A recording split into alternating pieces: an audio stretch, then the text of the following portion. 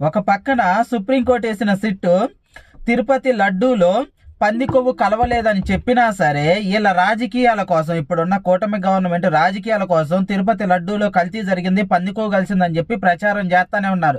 ఒక పక్క సాధువులు వచ్చి కూడా అరే అలాంటి ప్రచారాలు చెయ్యమాకండి, హిందువుల మనోభావాలు దెబ్బతింటే అలాంటి చెయ్యమాకండి అని చెప్పినా కానీ బుద్ధి లేకుండా చేస్తా ఉన్నారు. సరే, ఇలాంటి ఎదవలకి డైరెక్ట్ క్వశ్చన్ అడుగుతున్నా. తిరుపతి లడ్డూలో నెయ్యిలో కల్తీ జరిగిందనంటే, ఒకవేళ మీరు అన్నట్టే జరిగి ఉంటే అలాంటి టాలెంట్ కానీ తెలివితేటలు కానీ ఎవరికి ఉన్నట్టు? రాష్ట్రం మొత్తం పాలు పెరుగు అమ్ముతా పెరుగులో పాల శాతం లేకుండానే పెరుగు తయారు చేయగలిగిన వాడికి అలాంటి టాలెంట్ ఉన్నట్ట? లేకపోతే సిమెంట్ ఫ్యాక్టరీలు నడిపే వాడికి అలాంటి టాలెంట్ ఉన్నట్ట? అర్థం చేసుకోండి ప్రజలకి. ఎందుకంటే జగన్మోహన్ రెడ్డికి సిమెంట్ ఫ్యాక్టరీలు ఉన్నాయి, పాలు పెరుగు అమ్ముకునే ఫ్యాక్టరీలు. కానీ చంద్రబాబు నాయుడుకి పాలు పెరుగు అమ్ముకునే హెరిటేజ్ ఉంది. ఇప్పుడు ఎవడు కల్తీ చేసినట్టు? అంత టాలెంట్ ఎవడికి ఉంది?